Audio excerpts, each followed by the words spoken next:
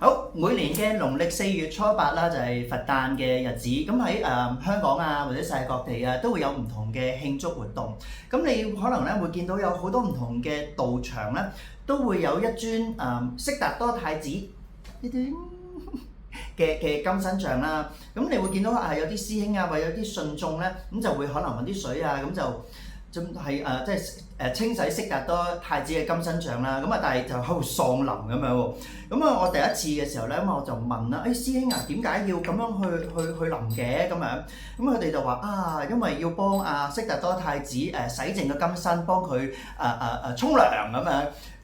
跟住我聽下就算啦咁樣。咁但係咧，唔知道大家理唔理解其實佛誕嘅真正意義，或者我哋清洗悉達多太子嘅金身象徵住啲乜嘢咧？咁可能同大家傾下偈咁樣啦。咁相傳3000年前，咁3000年前啦咁樣，咁喺古印度啦有一位王子出生，咁佢就係悉達多太子。咁而佢出生嘅時候咧，據說咧有好多唔同嘅一啲即係好特別嘅發生好多唔同特別嘅事情，包括啦天上邊佈滿住七彩顏色嘅長雲啦，跟住咧有9條龍一齊咧就噴水。象徵咧清洗悉達多太子嘅金身。咁悉達多太子咧好特別喎，佢一出世嘅時候咧，佢已經識行路，佢就喺地下咧行咗7步。咁每一步咧，佢都生出咗一朵蓮花。咁行滿咗7步嘅時候咧，太子咧就舉起咗其中一隻手指，咁講咗一句好重要嘅説話，就係話天上天下唯我獨尊。咁有啲人咧就誤解咗，咦？點解悉達多太子即係後來嘅釋迦牟尼佛啦？點解悉達多太子咁自大嘅咁樣？其實唔係呢個意思，因為咧喺我哋佛教入邊啦，喺一部經叫做《長亞含經》，其實都有講過嘅。咁悉達多太子咧，其實佢都有表達過，講咗一句好重要嘅説話，就係話我生胎分盡，是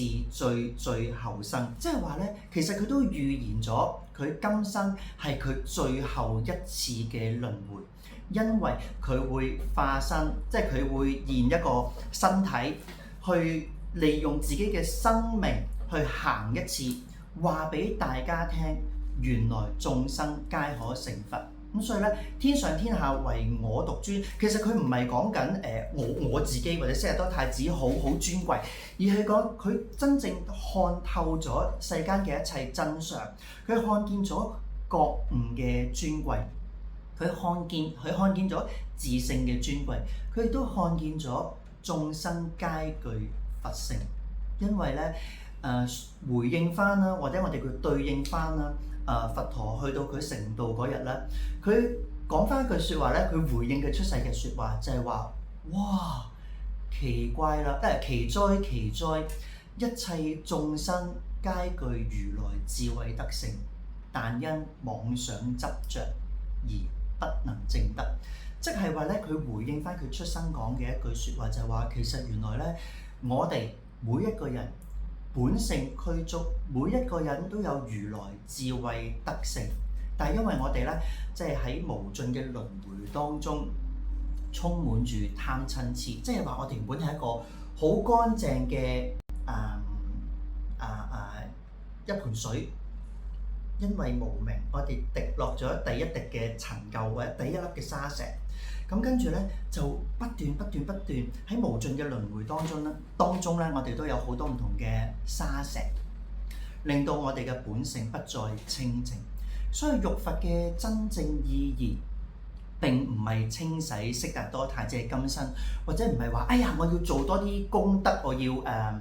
浴佛。其實咧呢個係一個表法，即係佛教入邊咧，我哋叫表法話，即係其實呢個係一個象徵性嘅意義，象徵性嘅做法，代表住咧希望透過呢一個嘅活動，透過呢一個嘅行為，深表懺悔。因為咧佛陀嗰49年嘅説法當中咧，其實佢行盡咗所有嘅路，佢亦都寫低咗好多嘅法本，唔係佢寫嘅，佢講出嚟，跟住佢嘅弟子寫翻出嚟啦。佢就寫低咗好多我哋叫做打爆機，即係爆機啦，唔再輪迴嘅攻略本。咁所以咧，我哋喺經中嗰度學習，透過佛陀嘅教導，透過經中嘅説法，透過真人嘅傳教，令我哋真真正正明白到，其實我哋本來都具備如來智慧德性。如來智慧嘅佛性，佛即係覺悟，唔係話你突然之間招，跟住就突然話好有咩哇會飛天遁地，唔係咁嘅，唔係意思。佛即係覺者，至高無上嘅覺者。咁但係咧，浴佛嘅時候，我哋就話佛陀啊，我哋終於明白你教低嘅，你留低嘅一啲教法。咁所以咧，我深表懺悔，因為我終於看到自己嘅唔同習氣，可能我哋嘅貪啊、嗔啊、痴啊、傲慢啊、懷疑啊、唔同嘅錯嘅知見啊，等等等等等等等等。咁所以咧，浴佛嘅真正意義係透過呢一個表法，同佛陀發願，就係話我今日願意真真正正去學習。跟從你咁多年前教低嘅一啲方法，慢慢好似你一樣走上覺悟之路。咁所以咧，浴佛偈入邊咧，即係我哋有一個浴佛偈啦。浴佛偈咧就寫得好清楚，就係話我今灌木諸如來，眾多位嘅如來，即係眾多位嘅覺者，淨智莊嚴功德聚。五濁眾生令離垢，共證如來淨法身。即係我哋講緊五濁眾生令離垢，即係話我哋而家發願啦，我哋希望可以清洗我哋嘅污垢，清洗我哋嘅習氣。五濁眾生令離垢，離開呢啲污糟嘅諗法，令到離開呢啲污糟嘅行為，令離開呢啲污糟嘅依念。OK， 令到我哋可以真真正正證得。即係看見淨法身，如來嘅淨法身，即係如來嘅真正智慧。咁咧點樣去做咧？咁譬如我哋有陣時咧去到唔同嘅道場，我哋講一次先，好唔好？去到唔同嘅道場啦，咁咧佢多數都會有盆水嘅。有盆水嘅時候咧，我哋淋3下嘅啫。嗱，你千祈唔好哇疏淋啊，哇好多功德啊咁樣，好淋啊，唔係咁嘅意思。就係講緊我哋拎起嗰個水，第一下。我哋倒向佢冇高舉手指嘅嗰個膊頭，第二下我哋淋翻去佢嘅手指，第三下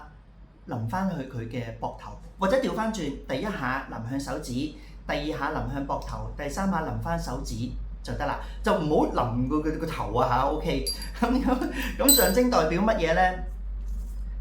象徵。我哋透過呢一個行為發願，就係話，我願意努力以佛為我哋嘅學習對象，清洗我哋嘅身、口、意三業。咁即係話咧，我哋今日做完呢件事，我哋記低先，記低之後咧，當我哋行翻出去嗰個寺廟，行翻出嗰個道場，喺世間嗰度努力工作啦，或者我哋努力生活嘅時候。我哋做嘅每一個行為，即係譬如當我哋好想鬧人啦、發脾氣啦嘅時候，咦唔係喎，我曾經發過願嘅喎，我可唔可以管好自己嘅口業咧？即係唔好講咁多壞話啊，唔好講咁多八婆嘢啊，唔好講大話啊咁樣。或者我有陣時做一啲行為心意啦，我係咪要停一停咧？或者我有啲唔好嘅諗法，我係咪要停一停咧？藉此警惕自己，但願有一日將我哋嘅身口意三業逐下，好似沖涼咁樣慢慢清洗。無論係今生也好，來生也好，或者未來世也好，總有一日咧都可以讓我哋回復如來智慧德性。呢個咧就係佛誕浴佛嘅真正意義。